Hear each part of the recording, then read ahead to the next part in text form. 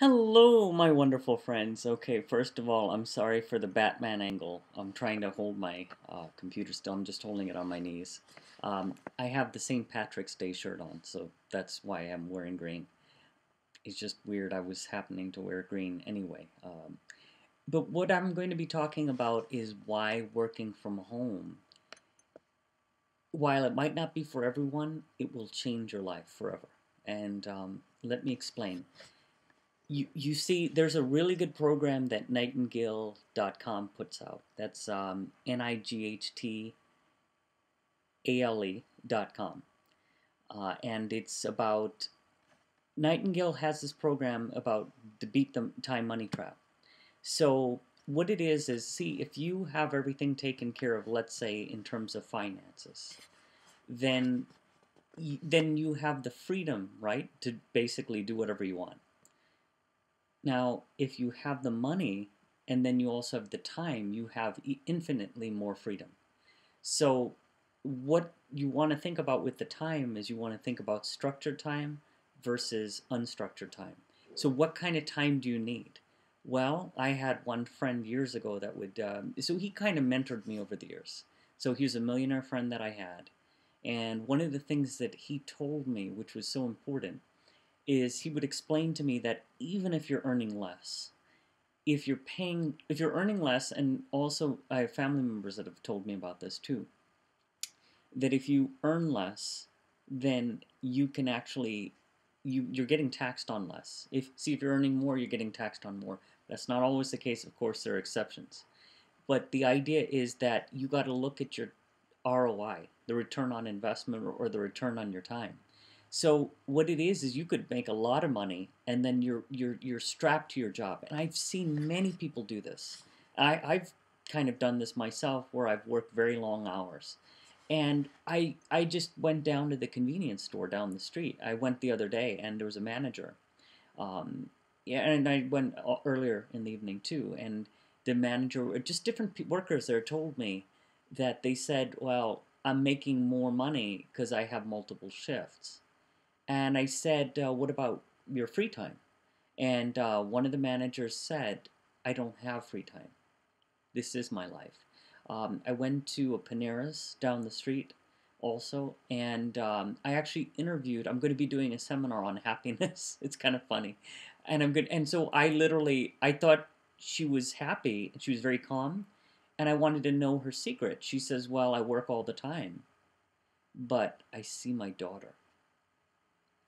And I thought about that and I said, so that's the bright spot. So that's why somebody's willing to do that. So some people are willing to slave away and sacrifice because of there's something outside of their work that motivates them.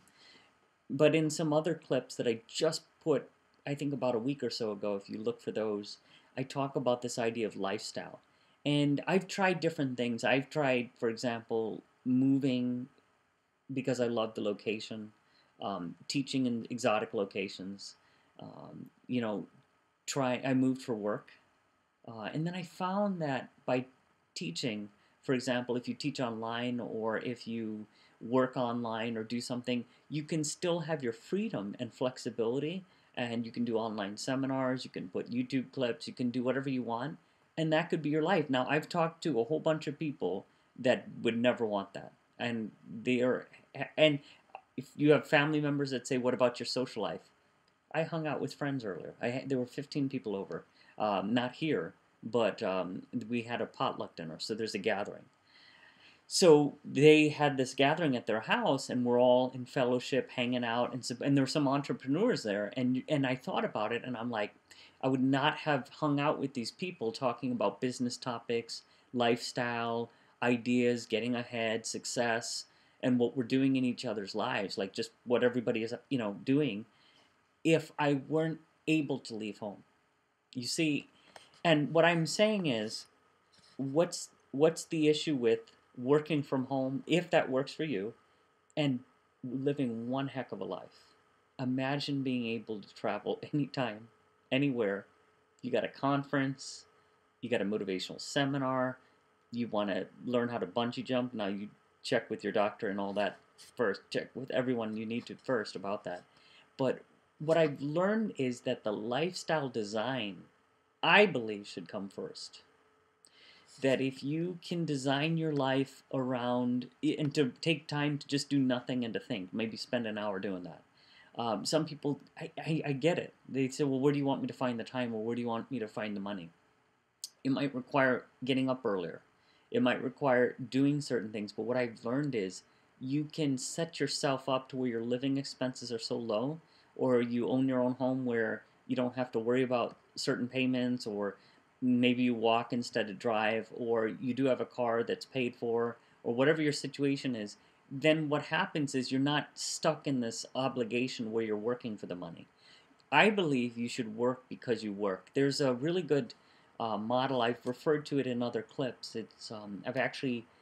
I've been teaching it for years too. It's by Amy Wierzynski and her associates, and it's called the occupational viewing model. And there's a job, there's a career, and there's a calling. The thing is, I believe with your calling, that's where you want to brand yourself. Okay, we were just talking about this earlier. Actually, over the dinner, we're talking about branding. There's one guy, he's having a product, and he's launching it. Check this out, and he's getting $500,000 in investment for this product, and he's has this wide-eyed look because he believes in it, and it's so exciting because I looked at him and he's a bit younger than I am, and I said, man, if you look at your fast forward your life in 10 years, and imagine how it's going to be. And he said to me, he says, well, what if it doesn't work?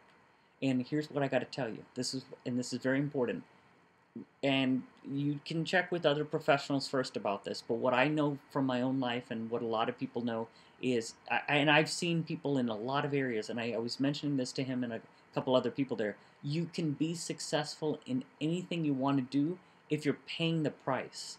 Then some people say, well, what about if you want to be a basketball player or a world-class musician? You can do some form of it, okay?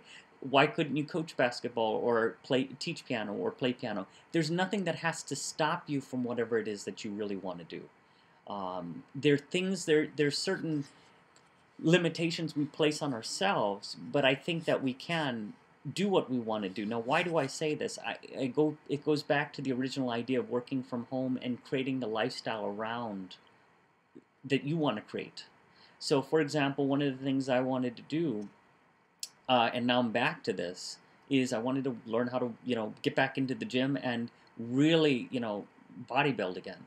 Just get into that. So, eating right and sleeping 7 to 8 hours. You might not think these things are big deals, but what happens is when you create a vacuum, if you can work from home and then create another step to where your time is not as structured, man, that will change your life.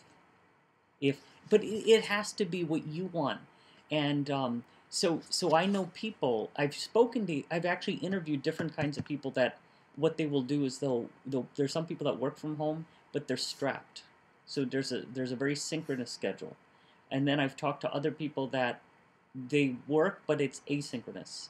So meaning it's flexible and they can kind of get on when they want. Um, Imagine when your family has a vacation that you don't have to say no, that you never have to ask for vacation. I mean, isn't that amazing? You don't have to ask anybody. Or let's say there's a week conference that's not very expensive that you want to go in another city, and that will take your career to the next level. See, you can turn down opportunities if they take you away from the home and maybe it's not what you want. Now, don't get me wrong, if you find a job that it helps you to advance your career and then that helps you to ultimately fulfill your calling, do it by all means. I think that working from home, one of the advantages is that it creates a vacuum because you there if you're not working in a live setting. I mean, there are drawbacks. Of course, the biggest one is the social interaction. I get it. Um, if that is okay with you, you can get the social interaction with other groups. You know what I've noticed?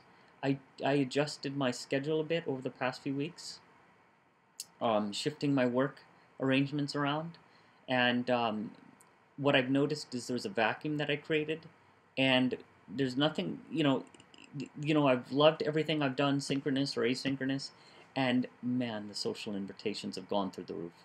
I've actually had to turn down events, just because I'm rebalancing my time. And why I wanted to make this YouTube clip was because I'm tired of.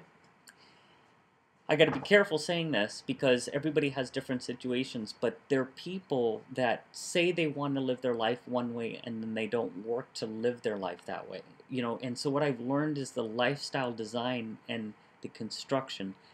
I've seen so many people do so many things in their lives and they're totally happy with it. I mean, we we can see people. There was this one gal coming from Brazil. She was a conductor. There's a group, that I belong to here. We all hung out with her. There's a few of us that actually did, and I actually helped her with the letter that she had. And she was auditioning for a conductor, in front of a conductor, and that was her dream, her passion. So she traveled around the U.S. and she had a very flexible. I just don't know how she created her schedule to where she does a lot. She does some stuff from home, and then she'll do community stuff in Brazil where she's working with youngsters and doing her conducting and helping them with music. But the thing is, what lights you up is number one, finding a way to work to get to a point to where you set yourself up to where, man, you can do whatever you want. What is freedom? You can do anything you want anywhere. Like if you love teaching like I do, teaching online, it doesn't matter. Do you really care if I were doing this from a cruise ship or here in my home? You wouldn't care. Why not live on your terms? Why not work in a setting that you want to work in?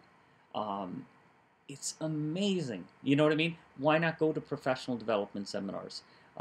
There's a spiritual psychology conference, and I was traveling, and I was in another city, and I saw it, and I said, man, I would love to go to this, but my schedule at the time, I was working synchronously, and I couldn't go.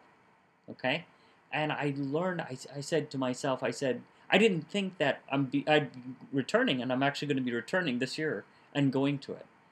But it's amazing. Those, I had a friend that would always say that if it's not a heck yeah, it's a heck no. So the advantage you have when you work from home in an asynchronous fashion is, man, you can sculpt your life. You want to go to your favorite coffee shop? Maybe you don't have to get anything expensive, but maybe take your computer, call up some friends and work. If you want to go to the gym, do that. If you want to go out, sure. You want to get together with some friends. And you know what else I noticed? That you don't have to live for the weekends, which you love your work, right? So much that then the free time that you have is just on the weekends. Why not blend your week? But I've also noticed that some people can blur their weeks, their days together. But why not do some community service during the week or on the weekend or go out and see a movie? And what I'm saying is to make that week richer. And by the way, if you're already in balance and your life is awesome, then that's great. I think it's an ongoing process in any case. But man, I don't want people to not think about this. That the idea of working from home versus working in a live setting. I mean, there's trade-offs. Like, will I go back to absolutely? Would I consider teaching live again? Absolutely. I am thinking, I'm an adjunct, so I'm not full time. So I would like to maybe maybe I wouldn't mind going full time somewhere again, or maybe wouldn't mind teaching, one night or two nights or three nights a week and having that social interaction. But what I'm saying is, why not sculpt your life? I'll tell you why. I had a supervisor, and it was back in 2007, and she told me she's the one that kind of convinced me that it could be done, that you could really work from home and you can live not just in a basic kind of sustenance level, but you could really live from home and you don't have to worry about things or money or things like that. And she told me, she said, you know what, my mother was sick, and you tell me how many careers allow you to, um, work in a hospital. She was actually doing administrative, because she was in a leadership position, administrative duties while she was caring for her mother, helping to care for her mother in the hospital. And when she told me that, it changed everything for me, because it was the early part of 2007, and I thought about it, and I saw a lot of other people. Don't get me wrong, because see, when you get in that work cycle, you start noticing, hey, your life is, you're outside of your home. And the thing I noticed was my home was better than where I was working. It was much better than the office I was working in. You know, this is a very comfy chair, and this can become your home office. In a way, you still have your home office. Don't get me wrong, but what I'm saying is, you can live a relaxed lifestyle. You can save money in other ways too. People don't think about this. When you work from home, for example, you don't have to worry about gas. My gas bill is half, saving $1,200 a year in gas easily. But you're going out and spending money for, going to seminars or doing things, or going about your day-to-day business, or whatever your lifestyle entails. You save money because you're eating healthier and it costs less to grocery shop. Maybe you buy prepackaged meals or whatever you do. But the thing is, it's not as crazy as I think. What the part is, when if you're in transition, um, then you want to make sure that you look at, do you have money saved away, like 6 to 8 months, they say, or do you have more money? Have you minimized your living expenses? If you have a car note or a mortgage payment, I know this sounds crazy. If you're in a dual income earning situation, and I talk about this elsewhere in savings, like a savings video clip I have, a money tips one. Again, that just doesn't replace any financial advice that you need to seek on your own. What I found is that if you can minimize your liabilities, your expenses, then you don't feel as afraid. And so what happens is you want to set your life up to where you couldn't possibly spend what you earn. I know how this sounds. So it does require, you're not going to stay in a 5-star hotel maybe. If you're starting out or something, you're going to stay in a hostel or a cheap hotel or something. If you're going to a seminar, like I remember I went to a conference and I stayed at a hotel because the conference center recommended it. It was 339, and it's a lot, still is a lot for me to spend for a hotel. And I did not want to go to sleep. I got like 5 hours of sleep. I stayed up, I got in late. I pulled into the conference center, and I was running around because you could run laps like on one of the floors, and I used the pool. The pool was awesome. I mean, it was kind of funny, but what my point was, because I was transitioning into working from home at the time, I didn't feel that I had wanted to spend that much money on a hotel room, so I immediately switched to an $80 a night hostel, and the room was the size of a bathroom, not fancy at all, but I was okay with that. Um, and what my point is that when you work from home, you have to look at, and this is Parkinson's law, and you might have heard about this elsewhere, and I talk about it in another clip. But I had a friend that was a financial advisor, and he mentioned this some years ago, and I've never forgotten it. And he says, rebalance your expenses. Force yourself to keep at a certain level with your expenses even while your income is growing and your investments are growing. So he says that when people earn more in their job, they get, and we can call it the hedonistic treadmill or the hedonic treadmill, they call it, right? This kind of idea of you get stuck in this pleasure trap, and Joe Vitale talks about it in some of his programs. I was just listening to one of his programs the other day, and it was pretty interesting. And he says that people get stuck in this. It's going back to this time and money trap. So what I would do, and I believe that you should reduce your expenses, build yourself up laterally, and work to get promoted. And eventually, if you're up for it, I'm noticing it. It's just that I'm coming to this conclusion that if you want to be a business owner or entrepreneur and you're cut out, or you can partner with people and you're willing to do that, or maybe start something on the side, you have a business on the side. There was one story of a teacher last year who made some kindergarten lesson plans. She made 700, what was it, 700,000 to $1 million. I mean, there's some website that she knew about, and she created these awesome lesson plans. And in 1 year, she made that. She still teaches kindergarten, and I don't know if it was some other grade levels in the early K through 12 parts of the system, but basically her point was that you can think outside of the box and have some business idea. I would at least spend part of your time doing that while you're building your career. I always have told this in the past to my students, and again, this I always told them to do their research on this. But if you have your own business, if you're doing something on the side, you want to develop it. Make sure there's no conflict of interest doing that, and you have your main job. If you have a full-time job or part-time, whatever you have, then what happens is you build yourself up, and then you get that off the ground. One of the things that I think that can help is to start branding yourself as much as you're branding somebody else. When you work in a company, it's great, you're making somebody else rich. And maybe if you want to look at the return for that, what you're getting in return. You may enjoy what you're doing in the company, but there's somebody up. And where I'm coming with this is there's an example. I was talking to somebody at the gym the other day, and he was saying that somebody on top is getting rich. I mean, obviously, it's the entrepreneur and then also the business owner that's making everything possible to set up the structure. But there are a lot of people that they're limited in terms of where they can advance. So one of the advantages of working from home is that the ideas you want to test. I have friends that are writing books. They're making money by selling ebooks, or you can compress your time because you're using your time more effectively. You're not spending money and gas. You're not spending time going to places that you don't have to worry about. For example, let's say it took you 45 minutes to go to work and then 45 minutes to return home. Um, if you spent 20 to 30 minutes going out to lunch or doing something like that, I mean, look at what that already is. It was funny because there was a story I shared with my students quite a few years ago, and it was the longest commute in America, they said, at the time. So 3.5 hours this guy spent going to work, and he did it by car. And what he did was he lived in some place in California in a wooded area. He loved the community, so he didn't want to move. But where he loved where he worked. So what he did is, so to give you for comparison sakes, this is like half of the distance from San Francisco to L.A. So by the time he returned home, it was a little bit. It would almost be like going to Napa Valley from L.A., the northern tip of L.A. So in terms of his round trip, so I mean that's a lot of gas and money. But he said he didn't mind it. He stopped at an hour and a half into it.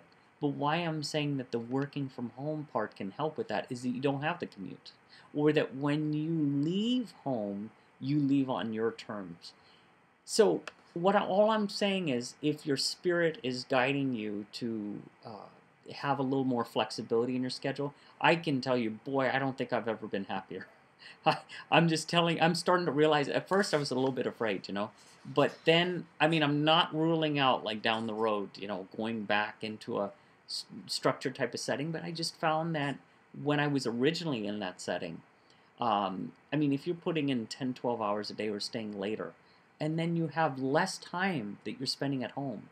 I mean, if it doesn't work for you, then it doesn't work for you. I mean, people are in different professions. So all I'm saying is, even if you were to create like a flex time schedule, or I've talked to some people that are able to take a day off, and this is one of the things I've done in some classes. We've talked about different work structures. It's kind of interesting. When you work from home in a flex time capacity, it's a little different. You're telecommuting many times. Like Best Buy was famous for this, where they had their workers work from home, and they were actually working longer in some cases, but then eventually they cut back because people weren't meeting the objectives in the corporate office, they felt. So they eliminated. There was an article that came subsequently some years later that said they needed to roll back on it. So I think they've also found, I mean, initially they found that if somebody was working 9 to 5, they would leave 9 to 2. See, the flex time in the office was such that people would work shorter hours but meet the objectives, and then there was management by objectives, and then they would go home. And I'm just saying that as far as when they started going to, they moved from flex time more to the work at home, they found that people are supposed to be working longer at home, and actually they do work longer, but they weren't getting things done. So there is that drawback. So you got to be extremely self-disciplined, and you got to still meet your objectives. Because your days can be blurred together, and you can go to bed when you want to go to bed, or get up when you want to get up. So you got to be careful, because I was actually talking about this with the manager at the convenience store.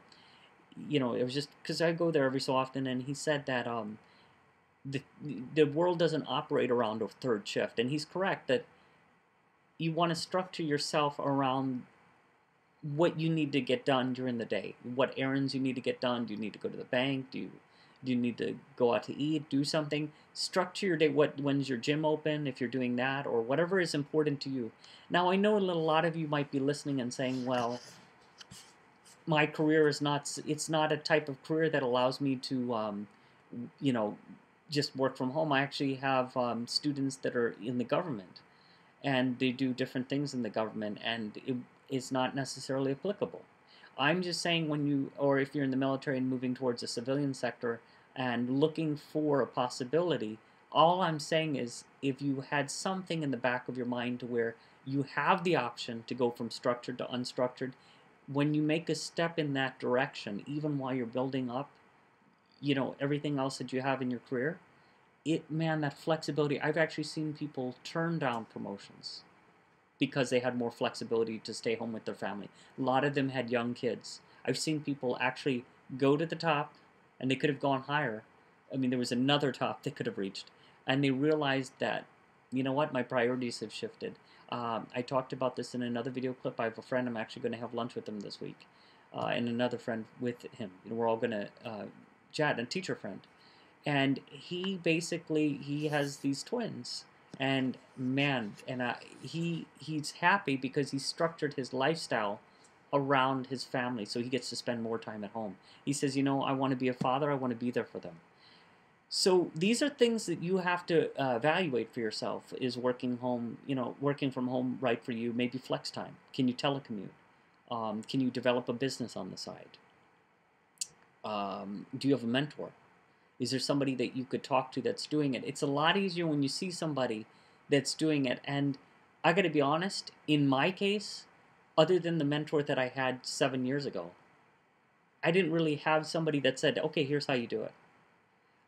This actually started, it all came because years ago when I was teaching live, I was in Brazil, and a lady on a treadmill said, well, we were talking about online teaching because it was new, really new back then, and I didn't really know much about it. And it was more in 2003 that I got the chance to teach at a state college, and that was how I transitioned online, and I still taught live.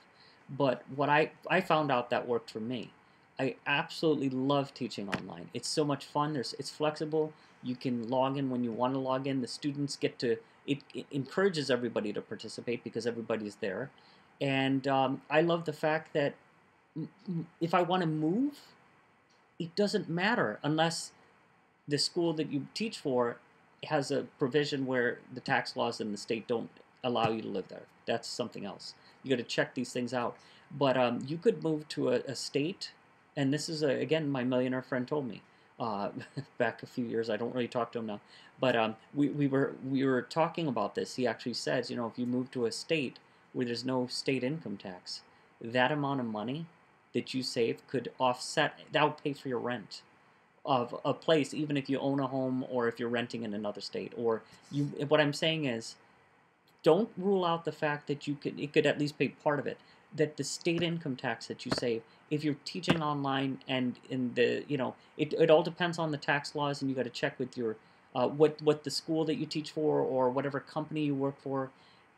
Don't rule that part out. That if you can move to a lower cost of living state, maybe Tennessee, from wherever you are, you can actually make a huge difference. I know of a case where there was somebody who moved from Southern California to Cincinnati, and man, they sold their house, they downsized, and they had a lot of money that they were investing from that. I mean, I just heard of this case. I mean, I met the couple at the gym. This was some years ago, and I've seen so many people downshift. So when you work from home, you might downshift, but you're scared because it's a different change of life. Your lifestyle has to change.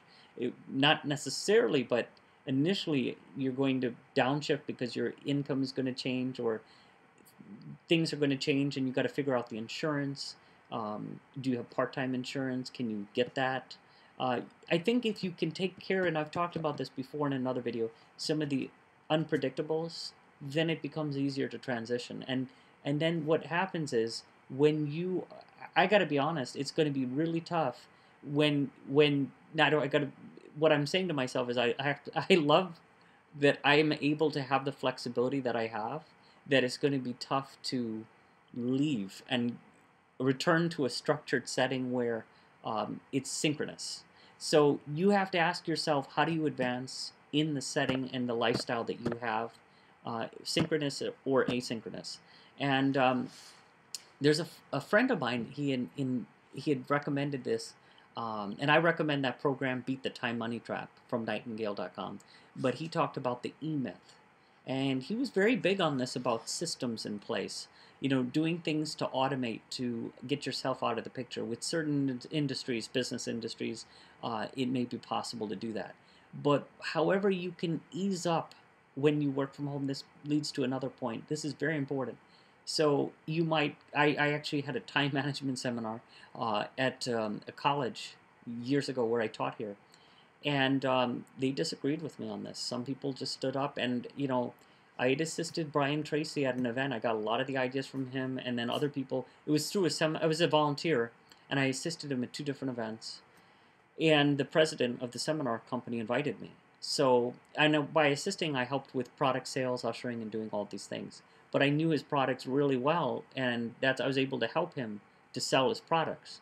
And he told me some amazing things. That one of the things that he allowed him to travel, he said that when he had his products shipped, because I was picking his brain. I mean, he's one of the most successful motivational speakers in the world. Nobody can dispute this.